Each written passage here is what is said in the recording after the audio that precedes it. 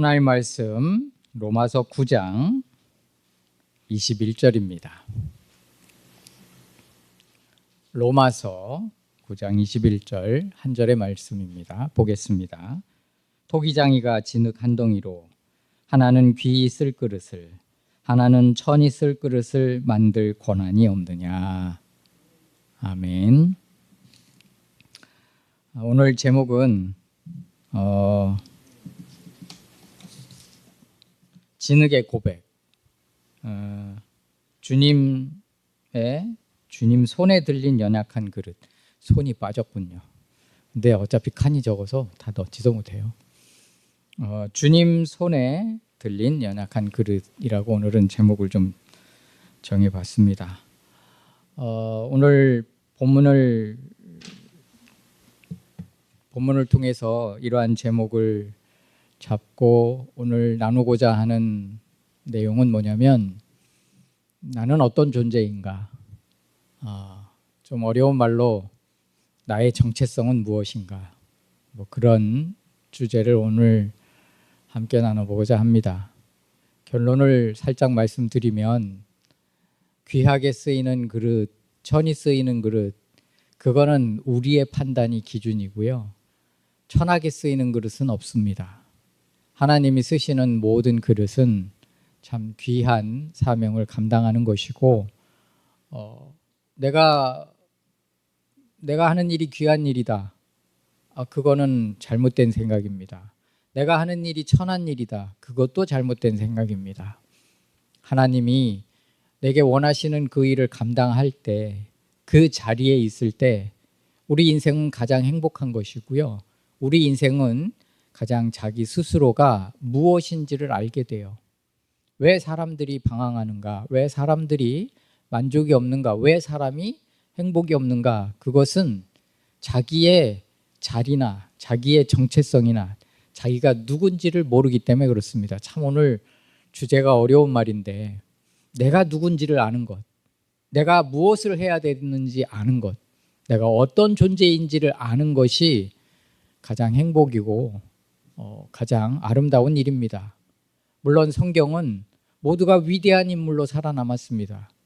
근데 그 모두 위대한 인물들이 사실은 나에게 하시는 하나님의 말씀입니다. 아브라함에게 하신 말씀이 아브라함에게만 하신 말씀이 아니고요, 곧 나에게 하신 말씀입니다. 모세에게 하신 말씀이 모세에게만 하신 말씀이 아니고요, 나에게 하신 말씀입니다. 물론 우리 모두가 다 그렇게 위대한 인생을 살 수는 없습니다.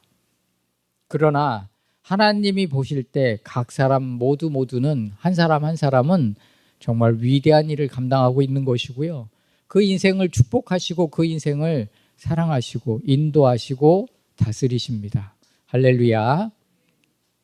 그러면 언제 내가 나를 알 수 있는가? 언제 내가 내 정체성을 알 수 있는가? 그것은 오늘 이 이야기는, 오늘 본문은 구약에서도 2번이나 나옵니다. 예레미야서에 나오고요, 이사야서에도 나옵니다. 주님이 내가 진흙 한 덩어리를 갖고 어떤 그릇을 만들든지 그것은 주님의 주권이다. 그것으로 우리 옛날 목사님들은 오강을 만들어 쓰든지 밥그릇을 만들어 쓰든지 똑같은 한 덩어리 진흙이지만 만드는 용도에 따라서, 그러면 둘 다 천하느냐? 아니다 이 말입니다. 분명히 둘 다 꼭 필요하다는 거예요. 그러면 내가 어떤 그릇이 될지 언제 아느냐? 그것은 하나님을 만날 때 가능합니다. 주님을 만나면 내가 누군지를 알게 되고요, 내가 어떤 존재인지를 알고요, 내가 어떤 일을 해야 되는지도 알게 돼요. 그러면 어떻게 하나님을 만나는가? 어떻게 해야 하나님을 만날 수 있는가? 우리는 예전 목사님들은 하나님을 사모하거나 하나님께 말씀을 가까이 하거나 하나님께 선행을 하거나 사람에게 선행을 하거나 하나님을 온전히 섬기거나, 물론 그것도 맞는 말입니다. 그러나 그것은 50점짜리입니다. 하나님을 사모하는 마음을 갖고 있는 사람, 하나님을 열렬히 사모해서 하나님을 찾는 사람이 하나님을 만난 건 맞습니다. 그게 틀렸다는 얘기는 아닙니다. 그게 가장 모범 답안이고 가장 그게 맞는 방법입니다. 그러나 그 마음도 때로는 하나님이 주십니다. 사도 바울은, 이상한 얘기지만 사도 바울은 다메섹으로 예수를 믿는 사람을 잡고 죽이고 감옥에 가두려고 가고 있었습니다. 무슨 얘기냐면 그는 악행을 저지르러 가는 길에 주님을 만납니다.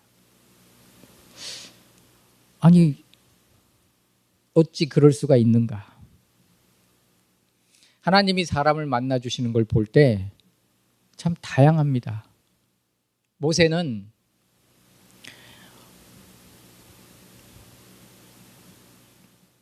일을 하다가 장모님의 재산인 양을 돌보다가 어느 날 뭔가에 이끌려서 시내산으로, 그리고 그 시내산에서 주님을 만나게 됩니다. 사도 바울은 모세는 일을 하다가 하나님을 만나요. 도마는 주님을 의심하고 믿지 않고 믿음의 회의를 갖고 의심하는 자리에서 주님을 만납니다. 베드로는 주님을 부인하고 내가 주님을 위해서 주님의 죽음의 어떤 위기가 온다면 내가 막겠습니다. 목숨 걸고 주님을 지키겠습니다.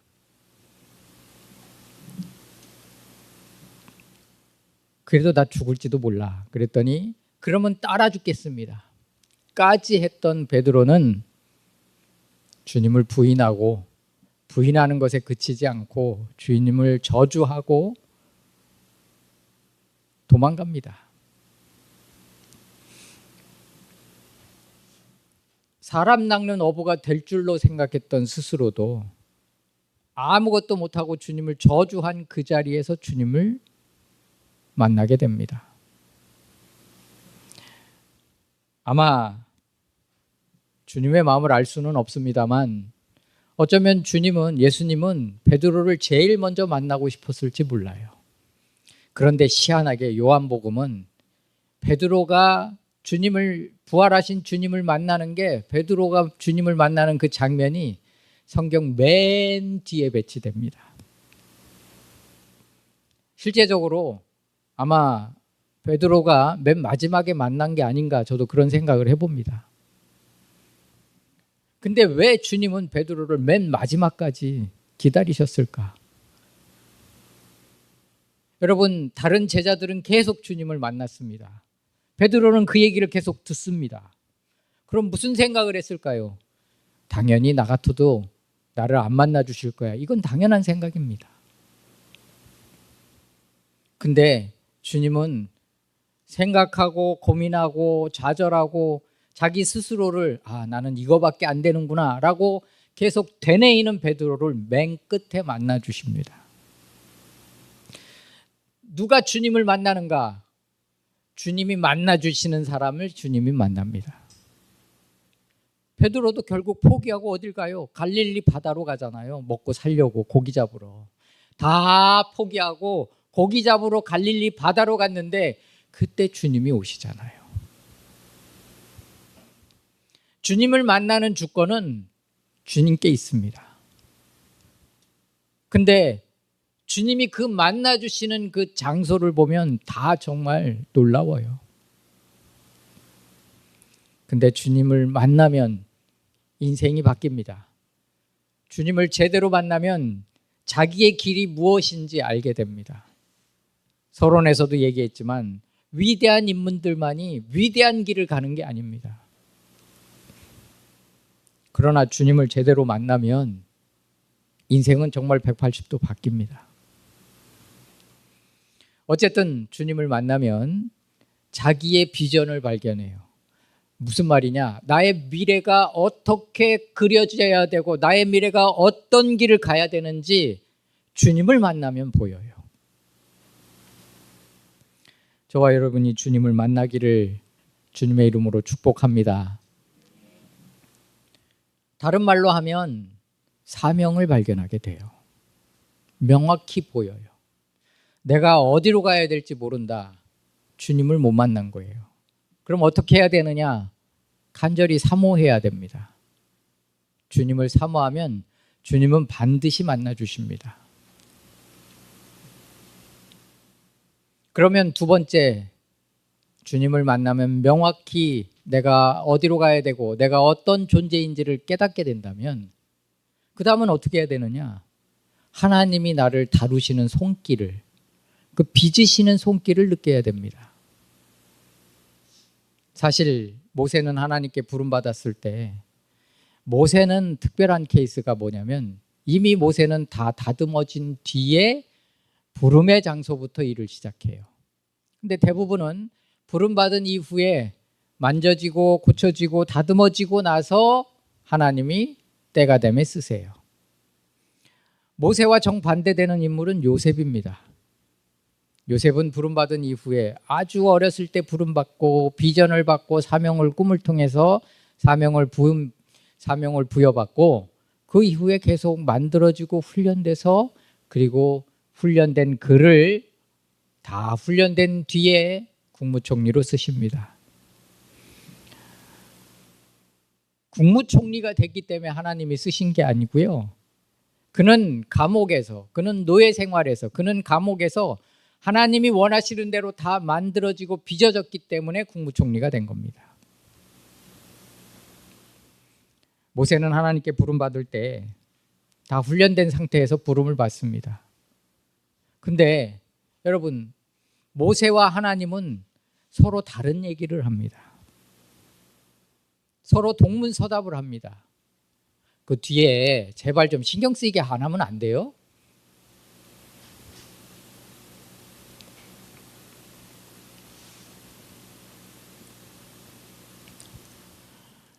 사실 모세는 계속 부인하고 거부하고 거절하지만 하나님이 모세를 만들 때 만드시는 그 자체가 지도자로 만드셨어요. 자기는 지도자가 될 수 없다. 하나님은 계속 너는 구원자가 되라. 모세는 난 그럴 만한 그릇이 아니다. 서로 동문서답을 하지만 사실은 모세 마음속에는 그 모세의 그 거부하는 그 내용들을 보면 그렇게 반대하고 그렇게 안 하려고 하는 이유가 뭐냐? 그 안에는 그게 그만큼 깊이 박혀 있다는 거예요.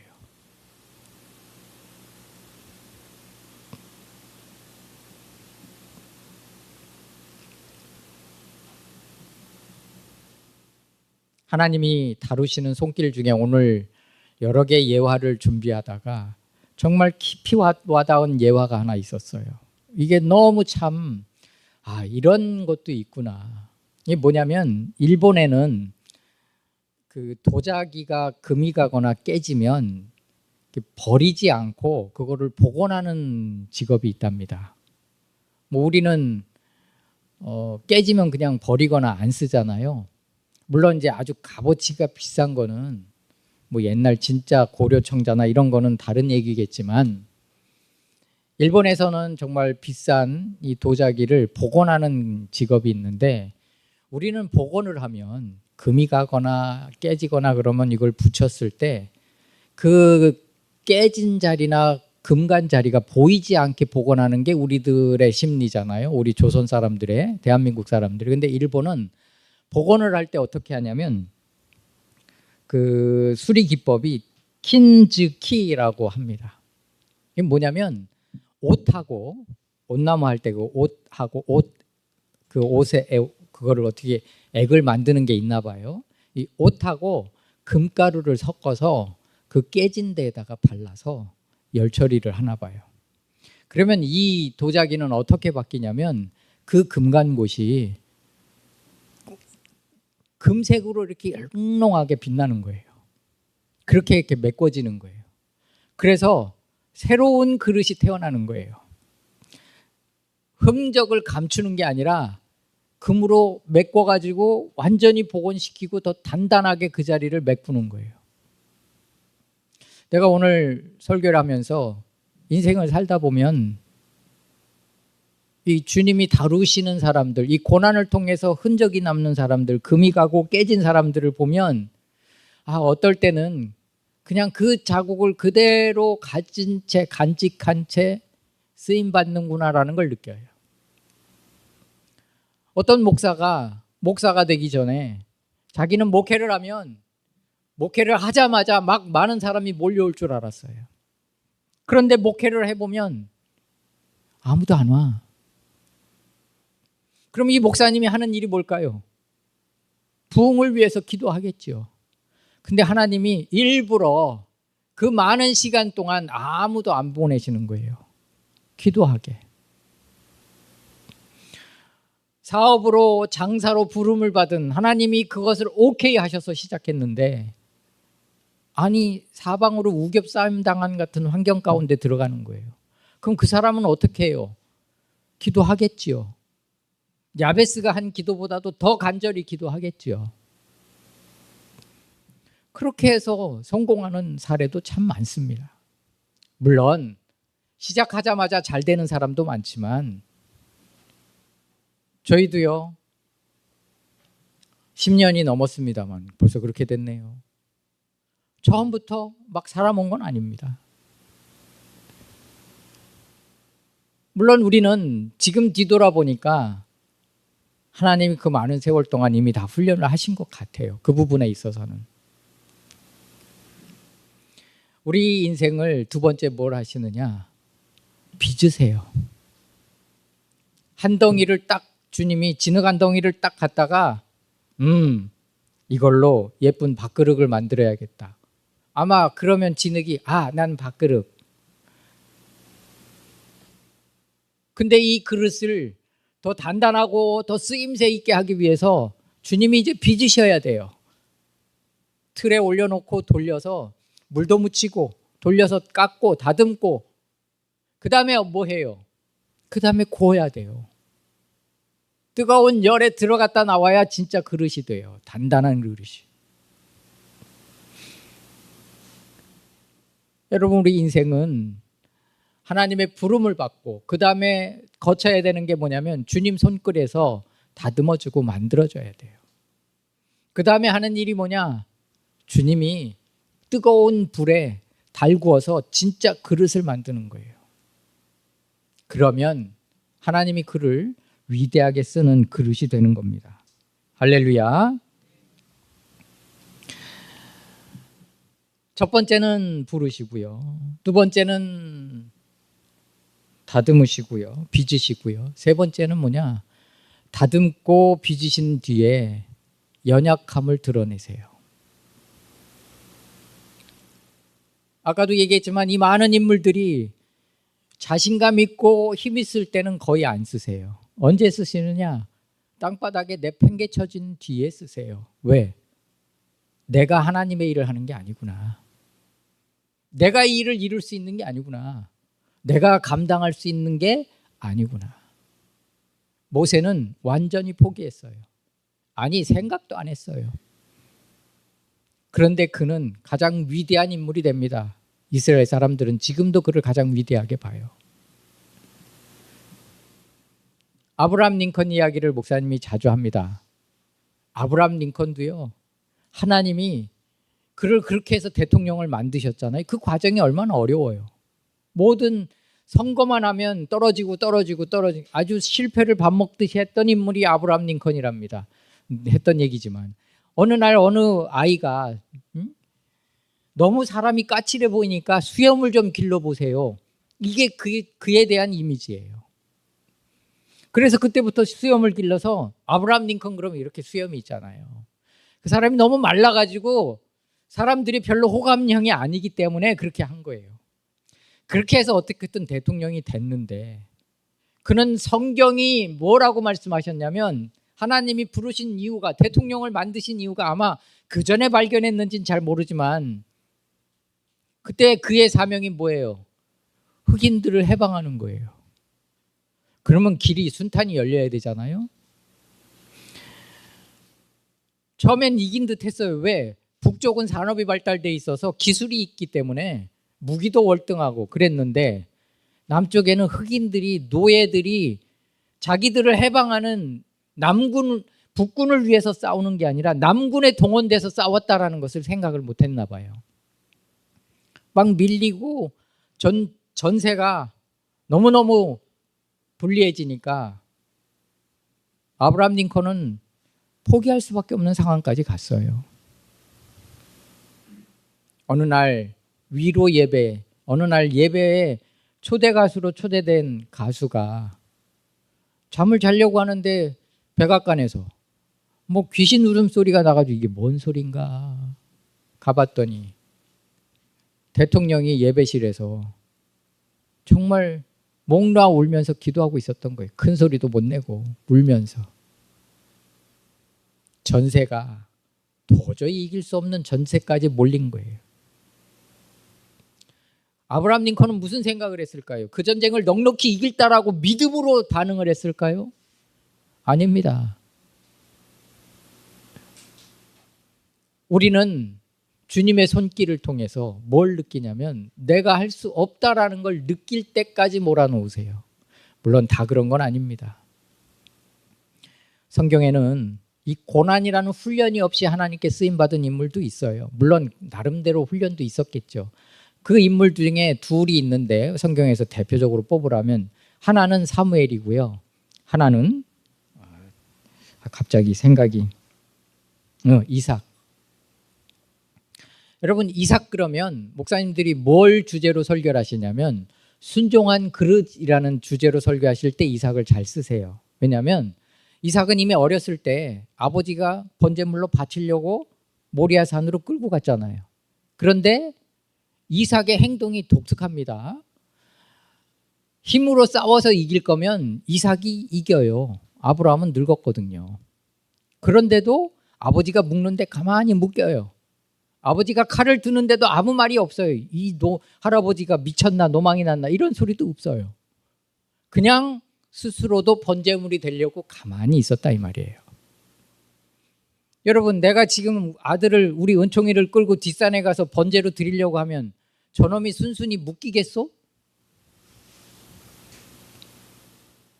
이삭은 아버지의 모든 행동에 순종하고 받아들였어요.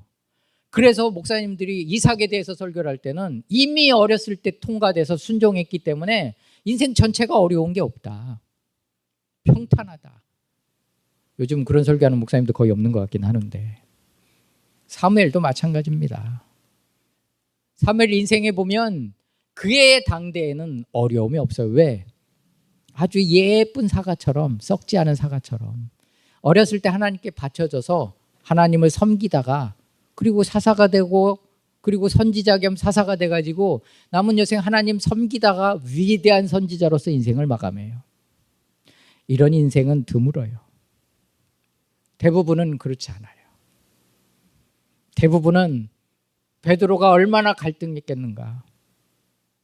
모세가 얼마나 그 상처가 컸으면 하나님이 신비하게도 떨기나무에서 부르심에도 불구하고 못한다라고 말할 수밖에 없는 그런 상황까지 갔겠는가.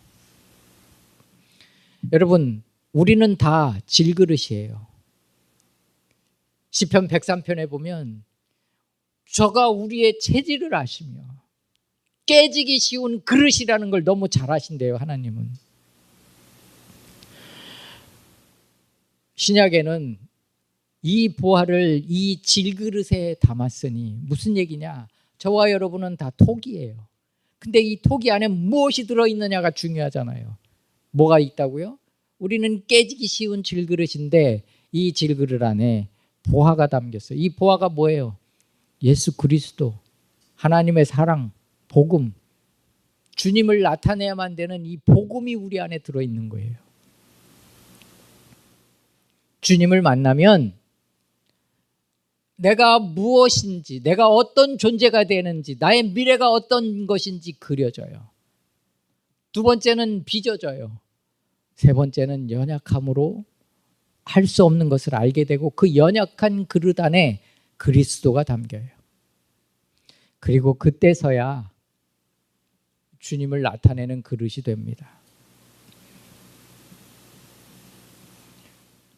할 수 있다는 사람도 하나님이 쓰시지만 내가 이런 존재구나. 왜 베드로를? 어찌 보면 주님이 이 땅에서 40일을 부활하시고 40일을 계셨는데 막말로 마지막 날 40일 날 베드로를 만났다고 칩시다. 40일이 길면 길고 짧으면 짧은 거예요.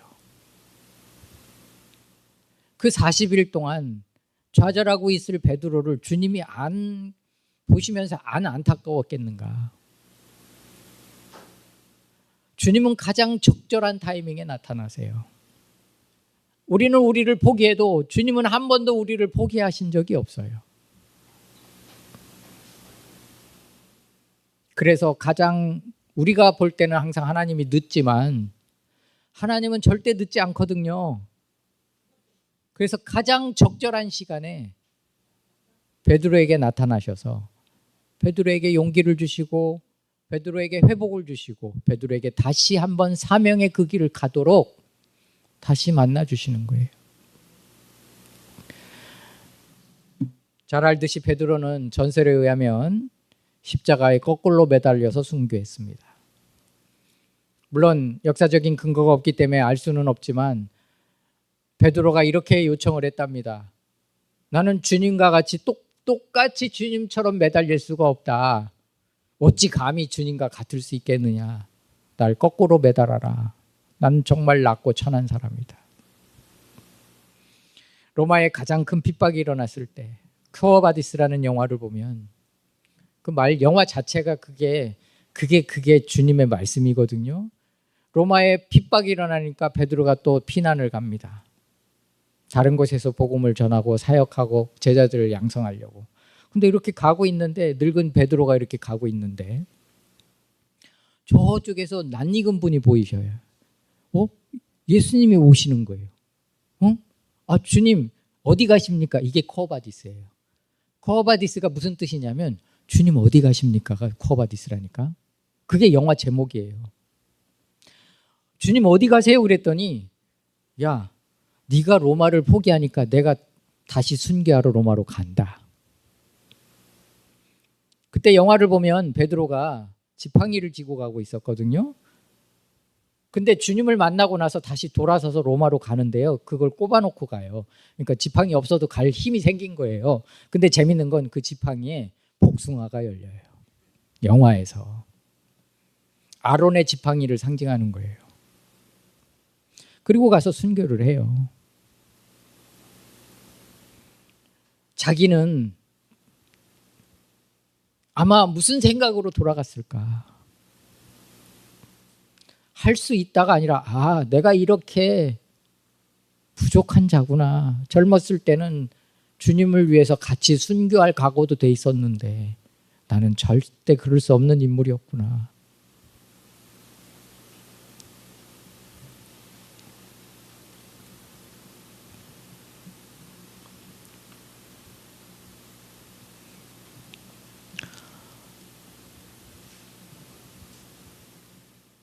다윗은 위대한 왕입니다.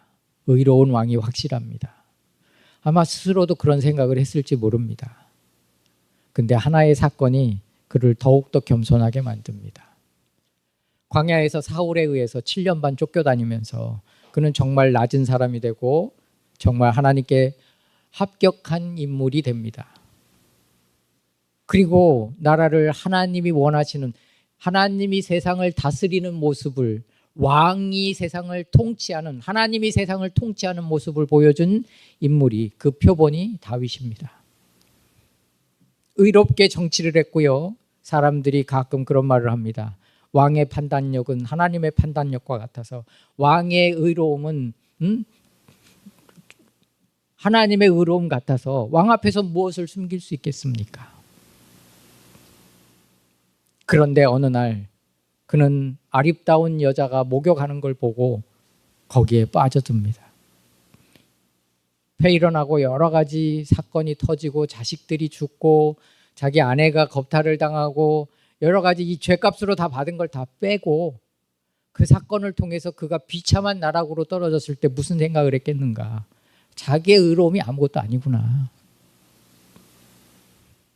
지금도 예수님도 다윗은 내 마음에 합한 사람이라고 했지만 그 사건을 하나를 보면 근데 그때 무슨 생각을 했겠는가? 내가 정말 하나님이 원하시는 모습으로 세상을 다스릴 수 있는 사람이 아니구나. 나도 이렇게 사악해질 수 있구나.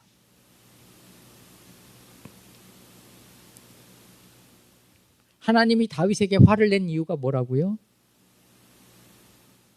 간음을 한 것도 큰 죄입니다. 그게 간음이 죄가 아니라는 얘기가 아니고요. 하나님이 거기서 정말 화를 내신 건요. 간음이라는 죄도 중요하지만 왕의 힘으로 힘없는 사람을 억압했기 때문에 가만 안 두신 거예요.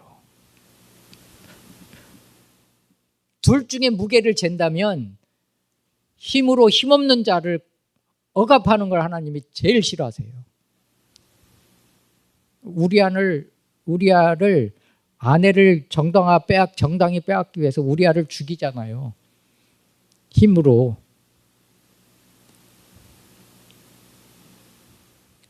어쨌든 다윗이 자기가 얼마나 부족한 존재인 걸 아마 그때 철저히 느꼈을 겁니다. 우리 인생은 우리가 할 수 있는 게 아니에요. 우리 인생은 하나님의 은혜로만 가능합니다. 내가 할 수 있는 건 내가 의롭다? 아닙니다. 내가 요즘 그런 예화를 잘 안 씁니다만 목사님이 가끔 예를 든 예가 있어요. 뭐냐면 아직도 술을 못 끊는 목사님이 서울에 있거나 인천에 있는 목사님이 술은 마시고 싶고 그래서 KTX를 타고 부산까지 가. 그리고 아무도 모르는 저쪽 뒷골목에 가가지고 조그마한 술집에 들어가서 하루 진탕 마시고 그리고 하룻밤 어디 가서 자고 그리고 올라와. 그러면 그 목사님 마음속엔 뭐가 있을까요? 나는 아직도 술을 못 끊는 참 못된 목사. 차라리 그게 낫다니까. 한 200명, 300명 목회하면서 황제처럼 살고 자기가 세상에서 제일 의로운 줄로 착각하는 목사가 제일 나쁜 목사야. 아니 목사님이 그렇다는 얘기는 절대 아니고 난 KTX 한 번도 안 타봤어. 말 변명이 더 이상하네.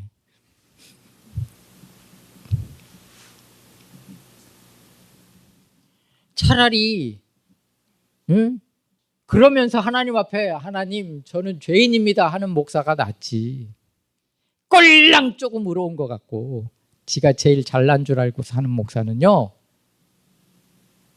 가난이 뭔지 배고픔이 뭔지 몰라요. 오늘 함께 살고 있는 우리 성도 여러분, 하나님이 나를 낮추시고 나의 금간 곳에 주님이 금을 바르셔서 그 자국이 선명하게 남게 하시고 내가 깨지기 쉬운 진토고 나는 정말 아무것도 할 수 없는 연약한 진토임을 아는 우리 성도들이 앞으로 하나님이 나를 어떻게 이끄시고 어떻게 쓰실지를 기대하며 주님을 나타내는 도구가 되기를 주님의 이름으로 축복합니다. 목사님이 자주 한 말 중에 하나가 왜 하나님은 떨기나무에서 모세를 부르셨을까? 백합도 있고 그 팔레스타인 지역에 유익을 끼치는 올리브 나무도 있었을 것이고 참 하나님을 나타낼 만한 나무들이 참 많았는데 왜 하필 짐승들도 가시 때문에 가까이 하지 않는 자기를 지키려고 온통 방어기제가 가득한 떨기나무에서 주님은 모세를 부르셨을까? 그거는 모세하고 떨기나무는 같은 거라 그래요. 아무짝에 쓸모가 없어.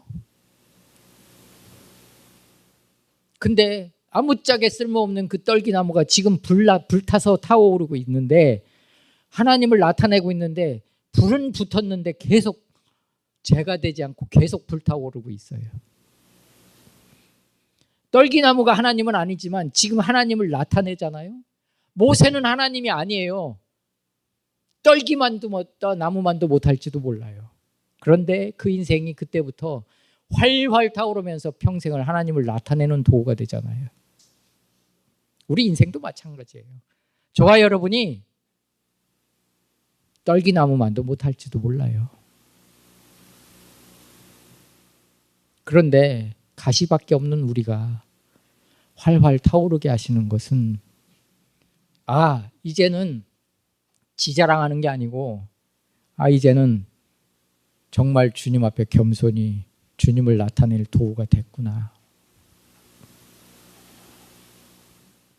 아브라함이 성경에 쭉 보다 보면 어느 순간 아브라함이 짐이 풍부하였다라는 단어가 나와요. 근데 그 단어가 뭐냐면 짐이라는 단어가 하나님이 그를 축복하셨다라는 단어가 나와요. 근데 그 축복이라는 단어가 원래는 베라카를 쓰는데 그 부분에는 짐이라는 단어를 써요. 왜냐하면 이제는 그 짐이 아브라함이 짊어질 수 있는 시점이 된 거예요. 예전에는 짐을 내가 요즘 이렇게 들고 나르기가 힘들거든요. 그때 가끔 무슨 생각을 하냐면 아들이 왔으면 좋겠다. 이거 아들이 양손으로 충분히 들고 올 걸 나는 두 손으로 이렇게 들고 내려가야 될 때 그 생각을 가끔 해요.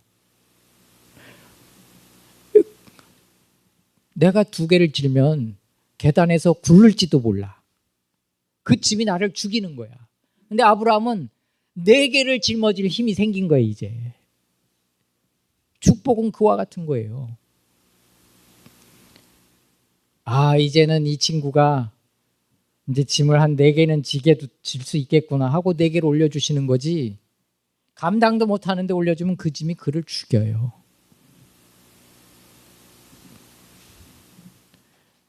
이젠 축복해도 되겠구나.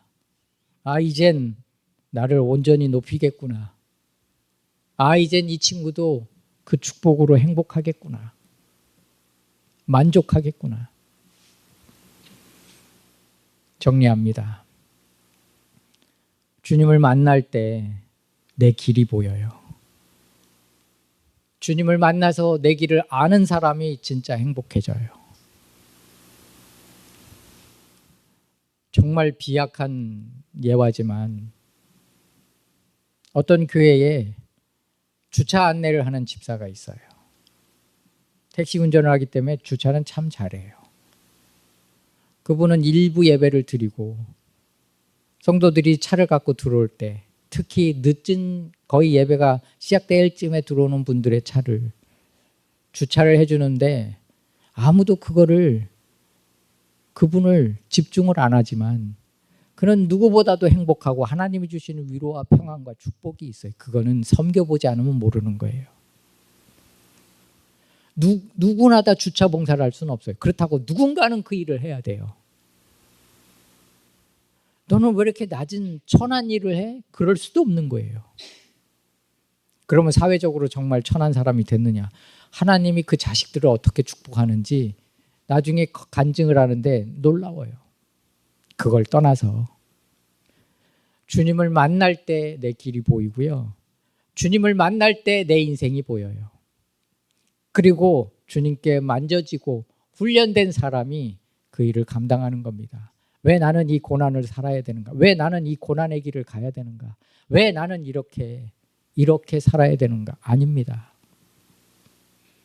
하나님이 만지시고 빚으시고 금가루와 옷을 덧입혀서 더 화려하게 하시고 더 빛나게 하시고 주님의 손길의 흔적이, 그리고 주님의 보화가 우리에게 담겨질 줄로 믿습니다.